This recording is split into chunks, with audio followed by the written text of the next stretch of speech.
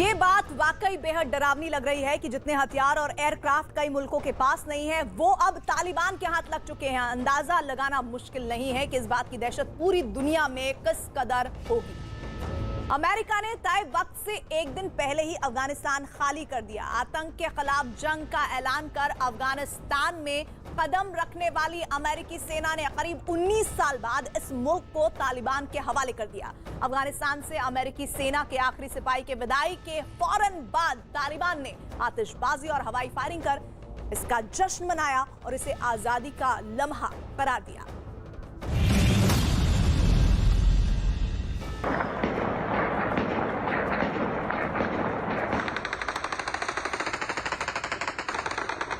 गोलियों की तड़तड़ाहट, आसमान की तरफ AK-47 के मुंह, इंसानों को निशाना बनाने वाली गोलियां, आसमान में सुराख करने को आमादा और तालिबान। दिल दहला देने वाली और किसी को भी डरा देने वाली ये तस्वीरें तालिबान के जश्न की हैं। उस जश्न की जो अमेरिकी सेना के आखिरी सिपाही के अफगानिस्तान छोड़ते ही शुरू हो गया।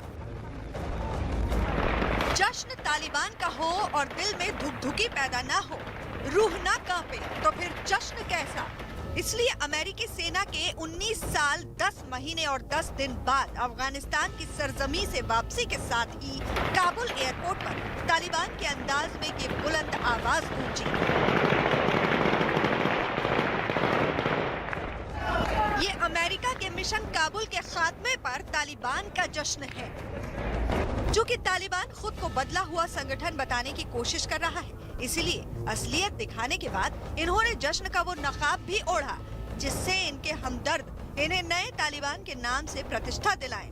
इसलिए आधी रात के बाद अमेरिकी सेना के आखिरी सिपाही के काबुल से विदाई के बाद काबुल के आसमान पर आतिशबाजी की रोशनी भी चमकी।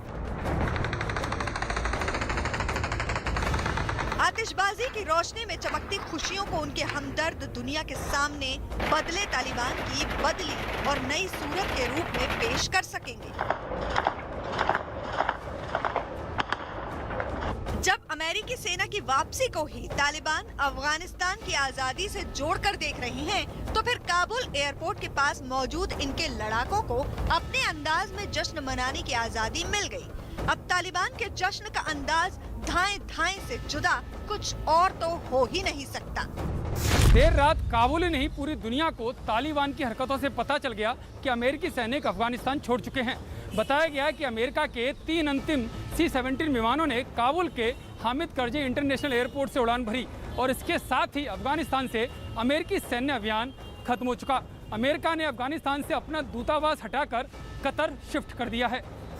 अमेरिका ने मिशन काबुल को अंजाम देकर लौट रहे अपने अंतिम सिपाही की तस्वीर साझा की। मेजर जनरल क्रिस्टोफर काबुल से लौटने वाले आखिरी अमेरिकी थे। इसके साथ ही अफगानिस्तान में अमेरिका की करीब 20 साल की सैन्य मौजूदगी का अंत हो गया। अमेरिका पर हुए 9/11 हमले के बाद अमेरिकी सेना 2001 में अफगानिस्तान आई थी। तालिबान ने अमेरिकी सैनिकों को 31 अगस्त तक अफगानिस्तान छोड़ने का अल्टीमेटम दिया था, लेकिन अमेरिका ने 24 घंटे पहले ही अपना मिशन खत्म कर इसका ऐलान कर दिया। I'm here to announce the completion of our withdrawal from Afghanistan and the end of the military mission to evacuate American citizens, third country nationals, and vulnerable Afghans. More than 123,000 people have been safely flown out of Afghanistan. That includes about 6,000 American citizens. This has been a massive military, diplomatic, and humanitarian undertaking, one of the most difficult in our nation's history. We will continue our relentless efforts to help Americans, foreign nationals, and Afghans leave Afghanistan if they choose. Our commitment to them and to all Americans in Afghanistan and everywhere in the world continues. Afghanistan में अमेरिकी mission के खत्म होने पर राष्ट्रपति Joe Biden ने भी एक बयान जारी किया। राष्ट्रपति बाइडेन ने कहा कि अफगानिस्तान में 20 साल की अमेरिकी सैन्य मौजूदगी खत्म हो गई है। उन्होंने मुश्किल वक्त में बेजोड़ साहस के लिए सेना का शुक्रिया अदा किया। अमेरिकी राष्ट्रपति ने पिछले 17 दिनों से अफगानिस्तान से लोगों को निकालने के अभियान को अमेरिकी इतिहास का सबसे बड़ा एयरलिफ्ट बताया। बाइडेन ने दावा किया कि इस दौरान 1,20,000 अमेरिकी नागरिकों और सहयोगियों को निकाला गया। बाइडेन ने ये भी उम्मीद जताई कि तालिबान ने जो वादे किए हैं वो उसे निभाएंगे। इसके अलावा उन्होंने काबुल हमले में शहीद 13 सैनिकों को श्रद्धांजलि भी दी। अमेरिकी सैनिकों के लौटते ही तालिबान के लड़ाके काबुल एयरपोर्ट पर पहुंच गए और उसे पूरी तरह अपने कब्जे में कर लिया। कुछ ही देर में तालिबान की स्पेशल फोर्स इस अंतर्राष्ट्रीय एयरपोर्ट पर पहुंच गई और वहां छोड़े गए अमेरिकी हेलीकॉप्टर की जांच करती दिखी। तस्वीरों में दिखा कि अमेरिकी सैनिकों ने जाते जाते जंग के लिहाज से बेहद अहम कई एयरक्राफ्ट को बेकार कर दिया। बताया गया कि अमेरिकी सैनिकों के काबुल एयरपोर्ट छोड़ने से पहले ही तालिबान ने एयरपोर्ट के कुछ हिस्सों पर कब्जा कर लिया था। तालिबान के एक कमांडर ने सोशल मीडिया पर इसका एक वीडियो भी शेयर किया, जिसमें इस कमांडर के पीछे एक अमेरिकी विमान रनवे पर दौड़ता हुआ दिखाई दिया। इस वीडियो में तालिबानी कमांडर ने दावा किया कि एयरपोर्ट पर तालिबान ने कब्जा कर लिया है।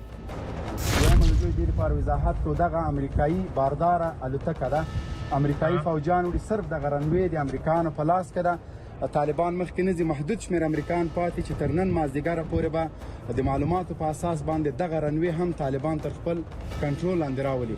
څنګه هلته ملکی وړوکې الوتکه د هغه هم د پرواز لپاره تیار ده. میدان هوایي مکمل خالي ده. دوی خپلې ټولې پوځي الوتکې ویستلې دي په هوا کې افسوله او هغه ګرځي ډرون الوتکې ګرځي. هغه هم خپل دغه کسانو د امن لپاره بس دوی داسې ښکاري چې نن به انشاءالله د اشغال د پای ته رسیدو وروستۍ ورځ نن به وروستۍ ورځ انشاءالله امریکایان به ټول सुबह हुई तो अफगानिस्तान में काबुल एयरपोर्ट पर दूसरे दिनों की तुलना में बेहद कम विमानों की हलचल देखी गई। बीते 2 हफ्तों के मुकाबले काबुल एयरपोर्ट बेहद शांत नजर आया। अमेरिकी सेना के एयरपोर्ट खाली करने के बाद तालिबान के प्रवक्ता ज़बीहुल्लाह मुजाहिद भी वहां पहुंचे। अमेरिकी सेना की अफगानिस्तान से वापसी पर तालिबान के प्रवक्ता ने भी खुशी जताई। ज़बीहुल्लाह मुजाहिद को एयरपोर्ट पर तैनात किए गए स्पेशल फोर्स बदरी 313 का जोश बढ़ाते और उन्हें काम करने का तरीका बताते देखा गया। इस दौरान जोश बढ़ाने के लिए नारेबाजी भी होती रही।